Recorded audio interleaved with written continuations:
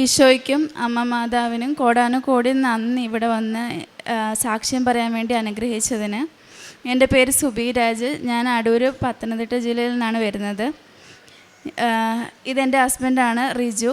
ഞാൻ ആദ്യമായി ഉടമ്പടി എടുത്തത് 31 ഒക്ടോബർ 2023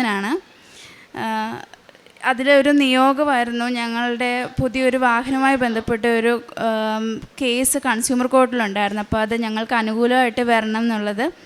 അതിൻ്റെ ഡീറ്റെയിൽസിനെ പറ്റിയിട്ട് ഹസ്ബൻഡ് പറയും. 2023 എൻ്റെ ഒരു കൺസ്യൂമർ കേസ് ഉണ്ടായിരുന്നു. അതായത് ഒരു പുതിയ വാഹനം എടുത്തുമായി ബന്ധപ്പെട്ടതായിരുന്നു. ഡാമേജ് വെഹിക്കിളായിരുന്നു എൻ്റെ പേരിൽ രജിസ്റ്റർ ചെയ്ത് വെച്ചിരുന്നുണ്ട്.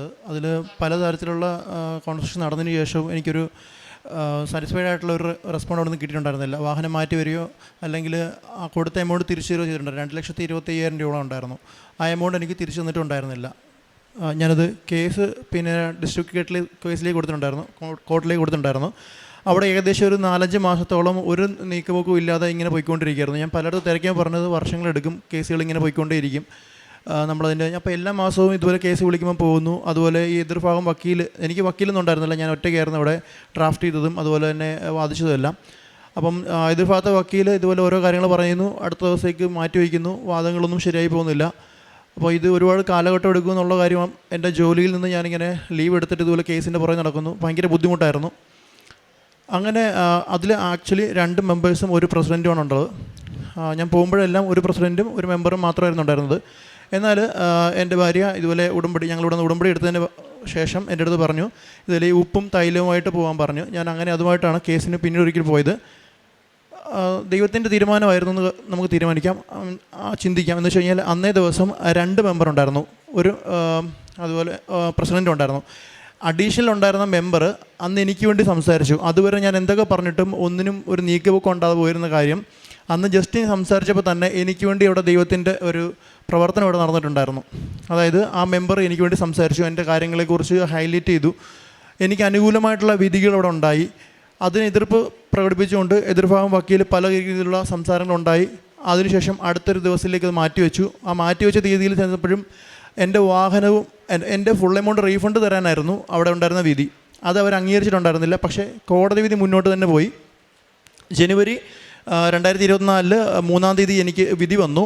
ഫുൾ എമൗണ്ട് റീഫണ്ട് ചെയ്യണം, അതുപോലെ കോമ്പൻസേഷൻ എമൗണ്ട് തരണമെന്ന് പറഞ്ഞുകൊണ്ട് ഡിസ്ട്രിക്ട് കോർട്ടിൽ വിധി വന്നിട്ടുണ്ടായിരുന്നു. പക്ഷേ എതിർഭാഗം വക്കീൽ സ്റ്റേറ്റ് കൺസ്യൂമർ കോർട്ടിൽ അത് അപ്പീൽ ഫയൽ ചെയ്തിട്ടുണ്ടായിരുന്നു. എനിക്ക് ആ വിധി എനിക്ക് കിട്ടാതിരിക്കാൻ വേണ്ടിയിട്ട്. പക്ഷേങ്കിൽ ഞാൻ അതിന് പുറകെ വീണ്ടും പോയി. അപ്പം മെയ്യിലേക്ക് മാറ്റി വെച്ചിട്ടുണ്ടായിരുന്ന മെയ്യിലെ കേസ് വീണ്ടും ഒക്ടോബറിലേക്ക് മാറ്റിവെച്ചു. അങ്ങനെ കുറച്ച് ലാഗ് എനിക്ക് ഫീൽ ചെയ്തിട്ടുണ്ടായിരുന്നു. ആ കേസ് പിന്നെ 2025 ജനുവരിയിലേക്ക് വരുത്തിച്ചിട്ടുണ്ടായിരുന്നു. ഞാൻ ഇതിനിടയ്ക്ക് നമ്മുടെ സ്റ്റേറ്റ് കൺസ്യൂമർ കോർട്ടിൽ പോയപ്പം അന്വേഷിച്ചു കേസിൻ്റെ കാര്യങ്ങൾ എങ്ങനെയാണ്, ഇതിന് ഇവരോട് താമസം എടുക്കുമോ, പൈസ കിട്ടാൻ വേണ്ടിയിട്ട് ഞാൻ ഒറ്റയ്ക്ക് ചെയ്താൽ പറ്റുമോ എന്നുള്ള കാര്യങ്ങളൊക്കെ അന്വേഷിക്കാൻ വേണ്ടി. അവിടെ അഡ്മിനിൽ ഞാൻ ചെന്ന് സംസാരിച്ചപ്പോൾ എൻ്റെ അടുത്ത് പറഞ്ഞത്, ആരാണ് നിങ്ങളുടെ വക്കീലെന്നാണ് ചോദിച്ചത്. ഞാൻ പറഞ്ഞു എനിക്ക് വക്കീലൊന്നുമില്ല, ഞാൻ തന്നെയാണ്. അപ്പോൾ എതിർഭാഗത്ത് ആരെന്ന് നോക്കിയപ്പം അവിടെ ഒരു പ്രശസ്തനായിട്ടുള്ളൊരു വക്കീലായിരുന്നു. അപ്പം ആ വക്കീലിൻ്റെ പേര് കണ്ടപ്പോൾ തന്നെ അവിടെ നിന്ന് അഡ്മിനിലുണ്ടായിരുന്ന മേഡം എൻ്റെ അടുത്ത് പറഞ്ഞു, റിജു ഇത് തന്നെ കൊണ്ട് കൂടുന്ന കാര്യമല്ല, കാരണം വളരെ സീനിയറായിട്ടുള്ള ഒരു വക്കീലാണ്. ഇദ്ദേഹത്തോടൊന്ന് സംസാരിച്ച് നിൽക്കാൻ ജൂനിയർ വക്കീലന്മാർക്ക് പോലും മടിയാണ്, കാരണം അത്രയും സീരിയസ് ആയിട്ട് കേസ് ഹാൻഡിൽ ചെയ്യുന്നൊരു വക്കീലാണെന്ന് പറഞ്ഞു. അത് കേട്ടപ്പോൾ എൻ്റെ ആകെയുള്ള കോൺഫിഡൻറ്റ് പോയി. എന്ത് ചെയ്യാമെന്നറിയില്ല. കേസോ കാര്യങ്ങളൊന്നും എൻ്റെ ജീവിതത്തിലൊന്നും ഉണ്ടായിട്ടില്ലാത്തൊരു കാര്യമാണ്. ഇതിന് ഒരുപാട് വർഷം നീണ്ടുപോകുന്ന കേസാണ്. ഏതെങ്കിലും ഒരു സീനിയർ വക്കീലിനെ തന്നെ വെച്ച് ഈ കേസ് നടത്തിയില്ല എന്നുണ്ടെങ്കിൽ ഇത് നിങ്ങളുടെ കയ്യിൽ നിൽക്കില്ല എന്നെൻ്റെ ഉറപ്പിച്ച് പറഞ്ഞു. അപ്പോൾ അതിനുമായി ബന്ധപ്പെട്ട് 1-2 വക്കീലോട് സംസാരിച്ചു. നല്ല രീതിയിലുള്ള ചാർജസ് അവർ ചോദിച്ചിട്ടുണ്ടായിരുന്നു. പിന്നീട് സിറ്റിങ്ങിനനുസരിച്ച് ചാർജ് വരുമെന്നുള്ള കാര്യങ്ങൾ സംസാരിച്ചു. അപ്പം എന്ത് ചെയ്യണമെന്ന് എനിക്കറിയില്ല. ഓൾറെഡി എനിക്ക് കുറേ നഷ്ടങ്ങൾ വന്നു, അതുപോലെ തന്നെ ഇങ്ങനെയുള്ള പ്രശ്നങ്ങളും. ഞാൻ ആകെ ജനുവരിയിൽ ഈ കേസ് വെച്ച സമയത്ത് ഞാൻ ഹിയറിങ്ങിന് ചെന്ന സമയത്ത് എൻ്റെ കയ്യിൽ ആകെ ഉപ്പും തൈലും ഉണ്ട്. പോകുന്ന വഴിക്ക് തന്നെ ഞാൻ പ്രാർത്ഥിച്ചുകൊണ്ടാണ് പോകുന്നത്, അതുപോലെ സാക്ഷികളും കേട്ടുകൊണ്ടാണ് പോകുന്നത്. എൻ്റെ കയ്യിൽ ആകെ ഒരു മെറിട്ടെന്ന് പറയുന്നത് ഈ പറയുന്ന തൈലം അതുപോലെ ഉപ്പുണ്ട്, ദൈവം എൻ്റെ കൂടെ ഉണ്ട് എന്നുള്ളൊരു വിശ്വാസം മാത്രം. ഞാൻ ആ കോർട്ടിലേക്ക് ചെന്നു, അവിടെ ഇരുന്നു, എല്ലാവരും വന്നു.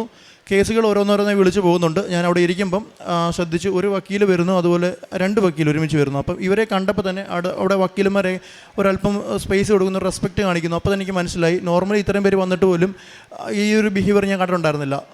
ആൾ കുറച്ചുകൂടെ സീനിയറാണ്, ഇങ്ങനെയാണ്, എനിക്കത് സസ്റ്റെയിൻ ചെയ്യാൻ പറ്റുമെന്ന് എനിക്ക് അറിയത്തില്ലായിരുന്നു. പക്ഷേ എൻ്റെ പേര് കേസിലേക്ക് വിളിച്ചു. അതിന് മുമ്പായിട്ട് തന്നെ ഞാൻ പ്രാർത്ഥിച്ചുകൊണ്ടിരിക്കുകയായിരുന്നു. എനിക്ക് എന്ത് ചെയ്യണമെന്ന് അറിയില്ല. എൻ്റെ കയ്യിൽ ഉടമ്പടി തൈലവും ഉണ്ട്, ഉപ്പും ഉണ്ട്. എനിക്ക് വേണ്ടി ഒരു വഴി ഒരുക്കി തരണം, എന്നെ കൊണ്ട് അധികം സംസാരിപ്പിക്കില്ല, കാരണം ഈ കേസ് എത്ര നാൾ പോകുമെന്ന് എനിക്കറിയത്തില്ല. പറ്റുമെന്നുണ്ടെങ്കിൽ ദൈവത്തിന് എന്നെ സഹായിക്കാൻ പറ്റുമെന്നുണ്ടെങ്കിൽ ഇത് ഒരു ദിവസം കൊണ്ട് തീർപ്പാക്കി തരണം. കാരണം എൻ്റെ ഇത് കേസ് ഇങ്ങനെ വിളിച്ചുകൊണ്ടിരിക്കുമ്പോൾ നീണ്ടുപോകും, പൈസ കിട്ടാൻ താമസിക്കും, അതുപോലെ ഇതിൻ്റെ പുറമോട്ടുള്ള ബുദ്ധിമുട്ട്, ട്രാവൽ എല്ലാം ബുദ്ധിമുട്ടായിരിക്കും. ദൈവമാതാവ് ഇത് എനിക്ക് പറ്റുമെന്നുണ്ടെങ്കിൽ ഒരു ദിവസം കൊണ്ട് തീർപ്പാക്കി തരണമെന്നായിരുന്നു എൻ്റെ പ്രാർത്ഥന. അത്ഭുതം എന്ന് പറയാം, ഞാൻ എൻ്റെ കേസ് വിളിച്ചു അവിടെ ചെന്ന് നിന്നു. എൻ്റെ കാര്യങ്ങൾ സംസാരിക്കുന്നതിന് മുമ്പ് എൻ്റെ കയ്യിൽ നിന്ന് പേപ്പറുകൾ മുഴുവൻ അങ്ങ് താഴെ പോയി. ഉള്ള കോൺഫിഡൻസ് മൊത്തത്തിൽ പോയി. എന്ത് ചെയ്യണമെന്ന് അറിയത്തില്ല. ഞാൻ ആ പേപ്പർ വാരിക്കൂട്ടി ഞാൻ ജഡ്ജിലേക്ക് നോക്കി. അപ്പോൾ തന്നെ എതിർഭാഗം വക്കീലുണ്ടായിരുന്നത് സംസാരിച്ച് ഓൾമോസ്റ്റ് അവരുടെ കൺവീൻസിലേക്ക് വന്നിട്ടുണ്ടായിരുന്നു. എനിക്ക് എന്ത് സംസാരിക്കണമെന്ന് അറിയത്തില്ല. ഞാൻ പ്രാർത്ഥിച്ച ദൈവം എന്നെ കൊണ്ട് അധികം സംസാരിപ്പിക്കില്ലെന്നായിരുന്നു. ഞാൻ എൻ്റെ കാര്യങ്ങൾ ജസ്റ്റ് ഒന്ന് ബ്രീഫ് ചെയ്തത് മാത്രമേ ഉണ്ടായിരുന്നുള്ളൂ. അതിൽ ഒരു മെമ്പർ എനിക്ക് ഡിസ്ട്രിക്ട് കോർട്ടിൽ കിട്ടിയതുപോലെ തന്നെ ആ മെമ്പർ എനിക്ക് വേണ്ടി സംസാരിച്ചു, എൻ്റെ കാര്യങ്ങൾ മനസ്സിലാക്കി. 3 പേരും ആ ഒരേ തീരുമാനത്തിലേക്ക് എത്തി, ഈ കേസ് ഒറ്റ ദിവസം കൊണ്ട് ഡിസ്മിസ് ചെയ്യിപ്പിക്കും എന്നുള്ള രീതിയിലേക്ക്. ആ കാര്യം കേട്ടപ്പോൾ തന്നെ മറ്റേ വക്കീൽ അത് ഫേവറബിൾ അല്ല, നല്ലതല്ല, അങ്ങനെ ഓരോ കാര്യങ്ങൾ സംസാരിച്ചുകൊണ്ട് വീണ്ടും അതിലൊരു മാറ്റങ്ങളൊക്കെ ഉണ്ടാക്കാൻ ശ്രമിച്ചിട്ടുണ്ടായിരുന്നു. ഫൈനലി ആ ജഡ്ജ് പറഞ്ഞു, ഈ കേസിന് മുന്നോട്ട് പോവുകയാണെന്നുണ്ടെങ്കിൽ ഇദ്ദേഹത്തിന് വിത്ത് കോമ്പൻസേഷൻ അഡീഷണൽ ഞാൻ ഇഷ്യൂ ചെയ്യുമെന്ന് പറഞ്ഞു. ലാസ്റ്റ് നിവൃത്തികേട് കൊണ്ട് കേസ് ഡിസ്മിസ് ചെയ്യാമെന്നും 20,000 രൂപ എനിക്ക് അഡീഷണൽ കോമ്പൻസേഷൻ, നോർമലി എനിക്ക് ഉണ്ടായിരുന്ന 2,25,000 പ്ലസ് 10% per annum ഇൻട്രസ്റ്റും എല്ലാം ഉണ്ടായിരുന്നു. അതിനൊപ്പം അഡീഷണൽ സ്റ്റേറ്റിലേക്ക് വന്നതിനോട് 20,000 കൂടി അഡീഷണൽ ഇടുമെന്നായിരുന്നു പറഞ്ഞിരുന്നത്. അന്ന് ഞാൻ ആ ജീവിതത്തിൽ ആദ്യമായിട്ട് പഠിച്ചൊരു പാഠം എന്ന് വെച്ച് കഴിഞ്ഞാൽ, ഇടയ്ക്ക് വെച്ച് ഒന്ന് സംസാരിച്ചു. ദൈവിക കാര്യങ്ങൾ നടക്കുന്ന സമയത്ത് നമ്മൾ കൂടുതൽ എഫർട്ട് ഇടാൻ പാടില്ല. നമ്മൾ ആകെ ചെയ്യേണ്ട കാര്യം പ്രാർത്ഥിക്കുക എന്നുള്ള കാര്യം മാത്രമായിരുന്നു. അത് പലതവണ എനിക്ക് എൻ്റെ ജീവിതത്തിൽ പിന്നീട് എനിക്ക് ഉണ്ടായിട്ടുണ്ടായിരുന്നു. ഇതിനിടയ്ക്ക് വെച്ചിട്ട് ഞാൻ ജഡ്ജിലേക്ക് നോക്കിയ സമയത്ത് എൻ്റെ മനസ്സിലേക്ക് വന്നത് മാതാവ് അവിടെ ഉണ്ടെന്നൊരു ഫീൽ എനിക്കവിടെ കിട്ടി. മാതാവിനെ ജഡ്ജിമാരുടെ പുറകിലായിട്ട് ആ ഒരു ഭിത്തിയിൽ എനിക്ക് അവിടെ ആ ഒരു ഏരിയയിൽ മാതാവിൻ്റെ പ്രസൻസ് എനിക്ക് ഫീൽ ചെയ്തിട്ടുണ്ടായിരുന്നു. അതായിരുന്നു എൻ്റെ ആകെ ഉണ്ടായിരുന്ന ധൈര്യം എന്ന് പറഞ്ഞാൽ. ഈ വിധി വരുന്നതിന് മുമ്പ് ഉണ്ടായിരുന്ന ആകെ ഒരു ധൈര്യം എനിക്കത് മാത്രമായിരുന്നു. പക്ഷേ എനിക്ക് വേണ്ടി അവിടെ സംസാരിപ്പിച്ചതും ആ കാര്യങ്ങൾ ഒറ്റ ദിവസം കൊണ്ട് ഡിസ്മിസ് ആക്കിയതും എനിക്കിത് ഭയങ്കര അത്ഭുതമായിട്ട് തോന്നി. കാരണം വർഷങ്ങൾ നീണ്ടു പോകുന്ന അവിടെ എക്സ്പീരിയൻസ് ആയിട്ടുള്ള പല ആൾക്കാരും എൻ്റെ അടുത്ത് പറഞ്ഞ കേസാണ് ഒറ്റ ദിവസം കൊണ്ട് ആ ഡിസ്മിസ് ആക്കി എൻ്റെ എനിക്ക് ആ ഫുൾ എമൗണ്ടും കോമ്പൻസേഷനും ഇഷ്യൂ ചെയ്തത്. അപ്പോൾ ഞാൻ പറഞ്ഞു തന്നത് ഇടയ്ക്ക് വെച്ച് ഞാൻ ഇൻട്രാക്ട് ചെയ്യുന്നത് വെച്ച് കഴിഞ്ഞാൽ 20,000 എനിക്ക് അഡീഷണൽ കോസ്റ്റ് അവിടെ പറഞ്ഞ സമയത്ത്, അതിനുശേഷം ഈ വക്കീലിനോട് കുറേ സംസാരിച്ച് അവർ പറഞ്ഞു എൻ്റെ ഇൻട്രസ്റ്റുകളെല്ലാം ഒഴിവാക്കിക്കൊണ്ട് ചാർജസ് എല്ലാം ഒഴിവാക്കി കൊടുക്കണം. അങ്ങനെ ഒരു നെഗോസിയേഷൻ അവിടെ നടന്നിട്ടുണ്ടായിരുന്നു. അപ്പോൾ ഞാൻ സത്യം പറഞ്ഞാൽ ഒന്നും മിണ്ടേണ്ട ആവശ്യം ഉണ്ടായിരുന്നില്ല, കാരണം എനിക്ക് വേണ്ടി മാതാവ് ഇവിടെ പ്രവർത്തിക്കുന്നുണ്ടായിരുന്നു. അവർ കൺവിൻസ് ചെയ്തൊരു 15 രൂപയിലേക്ക് അഡീഷണൽ കോമ്പൻസേഷൻ പറഞ്ഞു. പിന്നീട് ഇങ്ങനെ ആലോചിച്ചിട്ടുണ്ടപ്പം ഞാൻ ഒരു അബദ്ധം കാണിച്ചു. ഞാൻ സംസാരിച്ചു, എനിക്കിതുപോലെ എക്സ്പെൻസും കാര്യങ്ങളൊക്കെ വന്നിട്ടുണ്ടായിരുന്നു, അപ്പോൾ അധികം കുറയ്ക്കല്ലേ എന്നൊരു രീതിയിൽ ഞാനൊരു മണ്ടത്തരം കാണിച്ചു. ഞങ്ങൾ സംസാരിച്ചു. അതിൻ്റെ ബേസിസിൽ അത് വീണ്ടും എമൗണ്ട് കുറഞ്ഞു. അതായത് അങ്ങനെ സംസാരിച്ചതിൻ്റെ പേരിൽ 15 എന്നുള്ള 10 പിന്നെ ഞാൻ എന്തോ പറയാമെന്ന് പിന്നെ അത് 7.5 എന്നൊക്കെ പറഞ്ഞാൽ മിണ്ടിയില്ല. പിന്നീട് എനിക്ക് മനസ്സിലായി ഞാനത് സംസാരിക്കും തോറും ബുദ്ധിമുട്ടാവുള്ളൂ. കാരണം ദൈവം ഇടപെട്ട ഒരു കാര്യത്തിൽ എനിക്കൊന്നും ചെയ്യാനില്ല, പ്രാർത്ഥിക്കുക മാത്രമേ ചെയ്യാനുള്ളൂ. ഞാനത് വിട്ടു.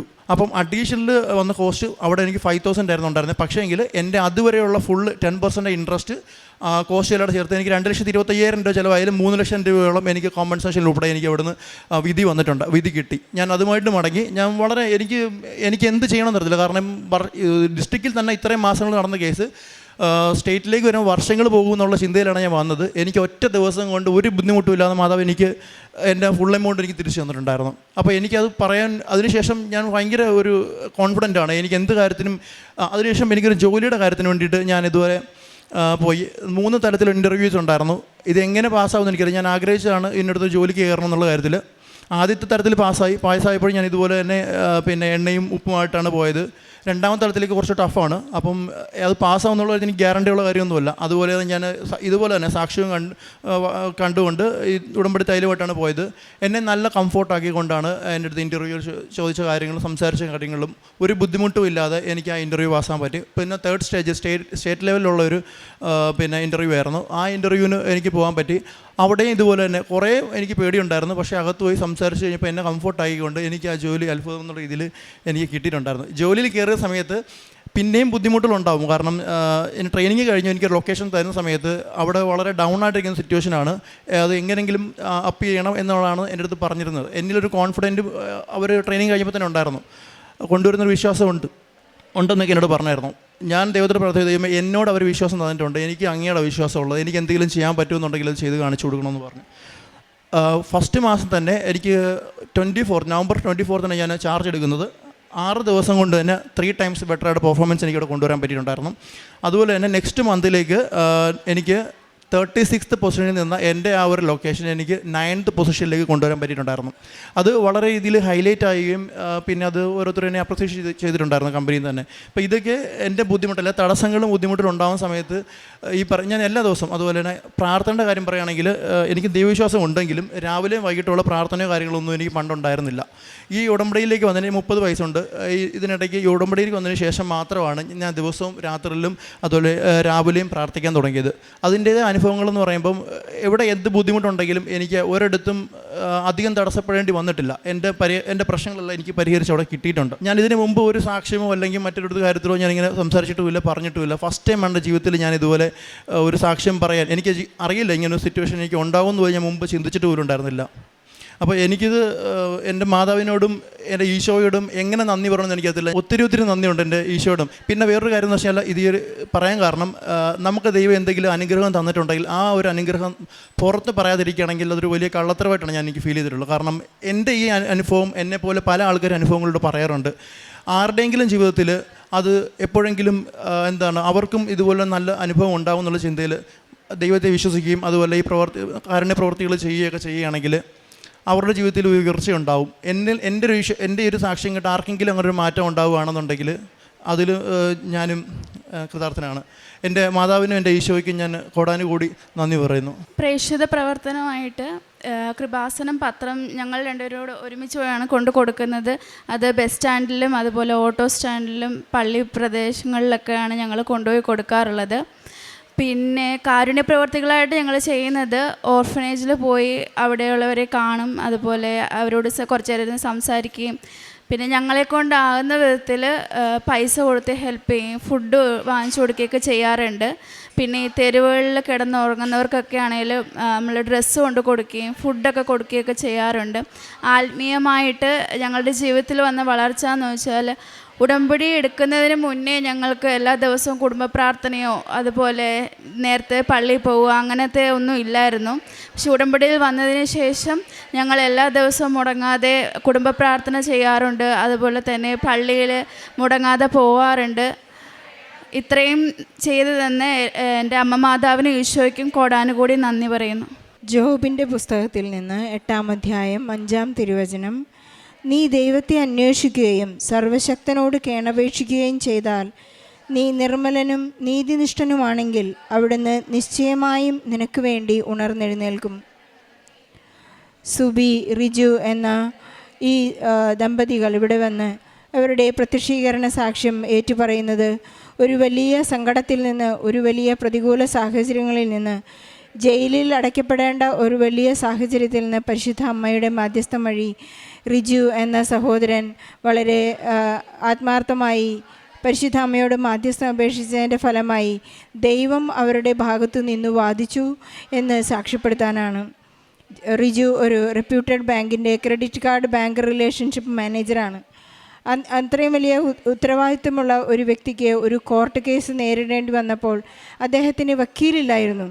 എൻ്റെ ദൈവം തന്നെയാണ്, എൻ്റെ പരിശുദ്ധ അമ്മയാണ് എനിക്ക് വേണ്ടി വാദിക്കാനുള്ളത് എന്ന് പറഞ്ഞുള്ള ഒരു വലിയ ഉത്തമമായ ഉത്തരവാദിത്വത്തോടും ഉത്തമമായ ധൈര്യത്തോടു കൂടിയാണ് അദ്ദേഹം കോർട്ടിലേക്കും പ്രതിക്കൂട്ടിലേക്കും കയറിയത്. ഒരുപാട് അലിഗേഷൻസ് അയാളുടെ പേരിൽ വന്നെങ്കിലും അതിലൊന്നും പതറാതെ അവസാനത്തെ മിനിറ്റിൽ പോലും വളരെ പ്രശസ്തനായൊരു വക്കീൽ വന്ന് ഒപ്പോണൻ്റ് പാർട്ടിക്ക് വേണ്ടി വാദിക്കുമ്പോഴും അദ്ദേഹത്തിന് മനസ്സിലായത് ഞാൻ കൈവിട്ടു പോയി, പക്ഷേ പരിശുദ്ധ അമ്മ എന്നെ എനിക്ക് വേണ്ടി വാദിക്കുമെന്നുള്ള ഒരു വലിയ നിലപാടിൽ അദ്ദേഹത്തിന് ഉറച്ചു നിൽക്കാൻ സാധിച്ചു.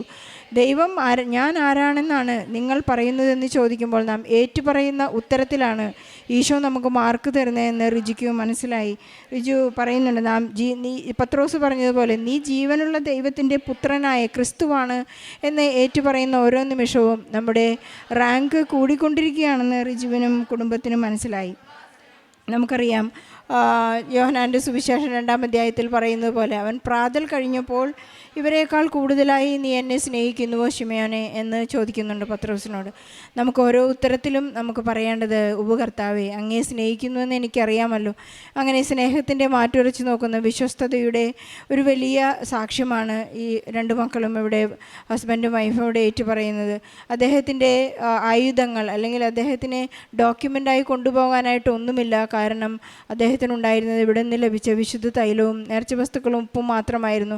ആ കാശുരൂപം അദ്ദേഹത്തിൻ്റെ കയ്യിലിരുന്ന് അദ്ദേഹത്തിന് വേണ്ടി സംസാരിക്കുകയും ഒരു ജഡ്ജിൻ്റെ പുറകിൽ പരിശുദ്ധ അമ്മ തന്നെ പ്രത്യക്ഷപ്പെട്ടുകൊണ്ട് അദ്ദേഹത്തിന് സാമീപ്യം നൽകി അനുഗ്രഹിക്കുകയും അദ്ദേഹത്തിന് ഒരു നല്ല ജോലിയിൽ വളരെ റെപ്യൂട്ടഡ് ആയിട്ടുള്ള ഒരു പൊസിഷൻ ലഭിക്കുകയും അദ്ദേഹത്തിനെ വളരെ ദൈവം ഉയർത്തുകയും ചെയ്തു എന്നാണ് ഈ സാക്ഷ്യത്തിൻ്റെ രത്നചുരുക്കം. ഇത് കൃത്യമായി നോട്ട് ബൈ മെറിറ്റ്, എൻ്റെ കൈവിട്ടു പോയി എന്നാണ് അദ്ദേഹം പറഞ്ഞത്. Not by merit but by ഗ്രേസിൽ തൻ്റെ ജീവിത ഭാരത്തെ ലഘൂകരിച്ച് ടൈം ഷോർട്ടനിങ്ങിൽ പരിശുദ്ധ അമ്മ ഇവർക്ക് വേണ്ടി മാധ്യസ്ഥം വഹിച്ച ഒരു വലിയ സാക്ഷ്യത്തിനെ നമുക്ക് നന്ദി പറയാം. അതുപോലെ തന്നെ ജയിലിൽ കഴിയുന്ന കോർട്ട് കേസുകളിൽ ഒരുപാട് അലഞ്ഞുകൊണ്ടിരിക്കുന്ന സങ്കടപ്പെടുന്ന എല്ലാ മക്കളുടെയും സാക്ഷ്യത്തെ, അനുഭവങ്ങളെ, നിയോഗങ്ങളെ ഈ സാക്ഷ്യത്തോട് ചേർത്ത് വെച്ചുകൊണ്ട് ഈശോയ്ക്കും പരിശുദ്ധ അമ്മയ്ക്കും നല്ല ഒരു കയ്യടി നൽകി ഈ സാക്ഷ്യം നമുക്ക് സമർപ്പിക്കാം. അത്യപൂർവ ദൈവാനുഭവങ്ങൾ ഇനി നിങ്ങൾക്കും സ്വന്തം. ഈ യൂട്യൂബ് ചാനൽ ഇതുവരെ സബ്സ്ക്രൈബ് ചെയ്തിട്ടില്ലെങ്കിൽ ഇപ്പോൾ തന്നെ സബ്സ്ക്രൈബ് ചെയ്യുക. ഈ വീഡിയോ ഇപ്പോൾ തന്നെ നിങ്ങളുടെ സുഹൃത്തുക്കൾക്ക് ഷെയർ ചെയ്തുകൊണ്ട് കർത്താവിൻ്റെ പ്രേക്ഷിതരാകുക.